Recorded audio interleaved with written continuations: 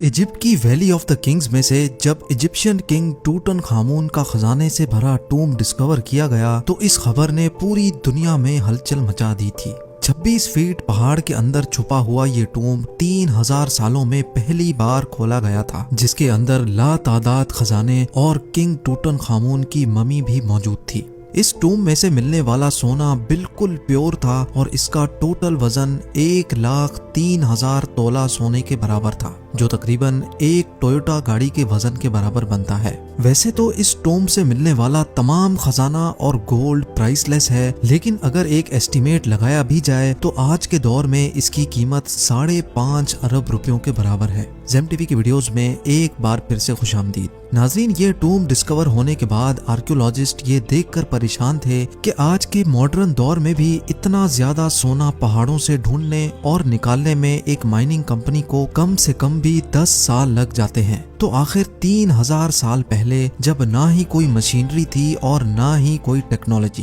तब ancient Egyptians ने ये सोना निकाला तो आखिर कैसे और कहां से? फ्रेंच गोल्ड एक्सपर्ट थॉमस फॉशर अपनी टीम के साथ इस मुश्किल तरीन चैलेंज का राज जानने के लिए मैदान में उतर आए।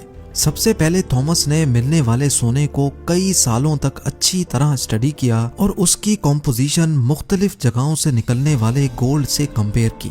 कई सालों के बाद आखिरकार थॉमस और उसकी टीम को ये तो मालूम पड़ चुका था कि टूटनखामुन की टूम से मिलने वाला सोना भी किंग्स वैली के आसपास के पहाड़ों से ही निकाला गया था।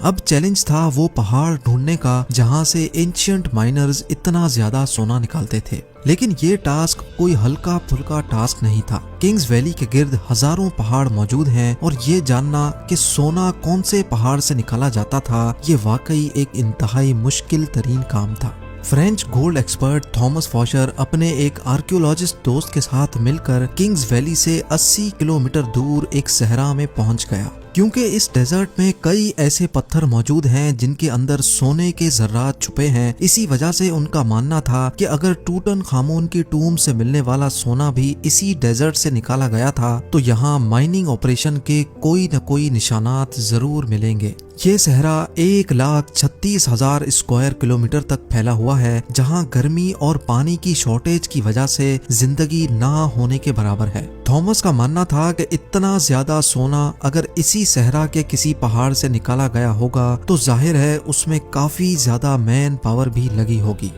थॉमस और उसका साथी इसी खोज में सहरा के अंदर जाते रहे। इस बंजर सहरा में कई घंटों तक सफर करने के बाद काफी अंदर जाकर उनको पहाड़ के नीचे एक अजीब मंजर देखने को मिला।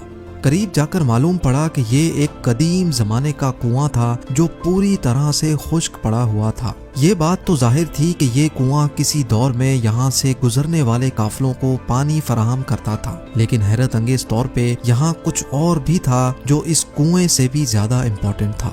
जी हाँ, थॉमस और उसके साथी को यहाँ एक पुराना कमरा भी बना हुआ दिखा जो अंदर से एक इबादतगाह का मंजर पेश कर रहा था। इस कमरे की दीवारों और छत पर काफी मेहनत से पत्थरों पर कार्विंग करके पेंटिंग्स बनाई गई थी। जब इस आर्ट वर्क को गौर से देखा गया तो इसमें एक ऐसा राज छुपा था जिसको देखकर यकीन करना मुश्किल था। थॉमस के साथ आया दोस्त जो कि एक आर्कियोलॉजिस्ट था, उसने बताया कि इस पेंटिंग में वही राज छुपा है जिसकी तलाश में हम लोग निकले हैं। पेंटिंग में जाहिर था कि सहरा में बना यह कुआं और रेस्ट रूम इस सहरा का सबसे पहला स्टॉप है, जहां पर एंशिएंट गोल्ड माइनर्स आराम करने के लिए रुकते थे।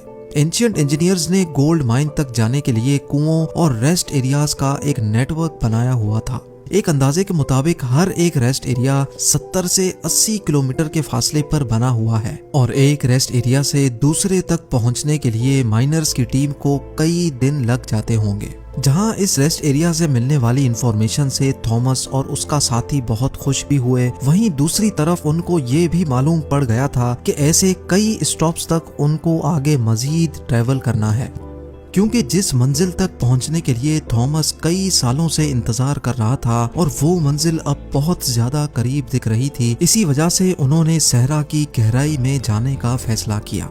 बंजर सहरा में एक के बाद दूसरा रेस्ट एरिया आता गया, लेकिन गोल्ड माइन जैसी कोई चीज नजर नहीं आई। आखिरकार पूरे 2 दिनों के बाद थॉमस को एक पहाड़ के किनारे पड़े ढेर सारे पत्थर दिखाई दिए।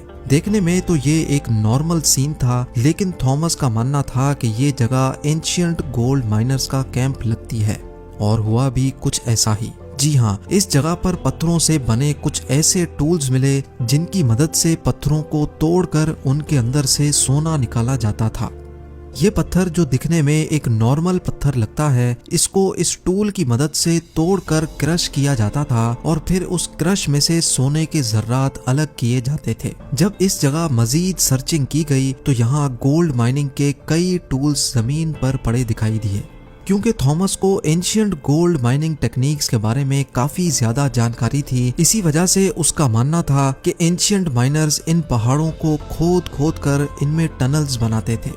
इन टनल्स में खास किस्म के पत्थर ढूंढकर उनको इस माइनिंग कैंप में लाया जाता था, जहां वो इस वक्त मौजूद हैं। माइनिंग कैंप में मौजूद माइनर्स की दूसरी टीम इन पत्थरों को क्रश करके इनमें से सोना निकालती थी और फिर वो सोना किंग्स वैली में भेजा जाता था। थॉमस को एक एंशियंट गोल्ड माइनिंग कैंप तो मिल चुका था, लेकिन अफसोस इस बात का था कि जिन टनल्स की वो बात कर रहा था, ऐसा एक भी टनल उसको दिखाई नहीं दिया। शायद हजारों साल पहले खोदे गए टनल्स कमजोर थे और अर्थक्वेक्स की वजह से कोलैप्स हो चुके थे। एक्सपर्ट्स का मानना है कि गोल्ड माइनिंग का ये तरीका बहुत ही ज्यादा मुश्किल है। अगर उस दौर में 100 लोग एक हफ्ते तक गोल्ड माइनिंग का काम करते होंगे तो उसमें से वो सिर्फ 1 स्पून गोल्ड का इकट्ठा कर सकते होंगे। यानी ये कहना बिल्कुल भी गलत नहीं होगा कि टूटनखामुन की टूम से मिलने वाला गोल्ड माइन करने में हजारों एंशियंट माइनर्स एक ही वक्त में काम करते थे, लेकिन फिर भी उनको ये टास्क कंप्लीट करने में कई साल लगे होंगे। माइन किया गया सोना छोटे छोटे जर्रात की फॉर्म में किंग्स वैली में भेजा जाता था, जहां पर एक अलग टीम उनको मुख्तलिफ शेप्स में डालती थी, जिसमें टूटनखामुन का death mask, coffin, statues, jewellery, chairs और गोल्ड चैरियट भी शामिल था। 1922 में जब हॉवर्ड कार्टर ने ये टूम डिस्कवर किया था, तब उसमें 5000 मुख्तलिफ किस्म की चीजें मौजूद थीं। इन तमाम चीजों का कैटलॉग बनाने में ही ब्रिटिश आर्कियोलॉजिस्ट को पूरे 10 साल लग गए थे।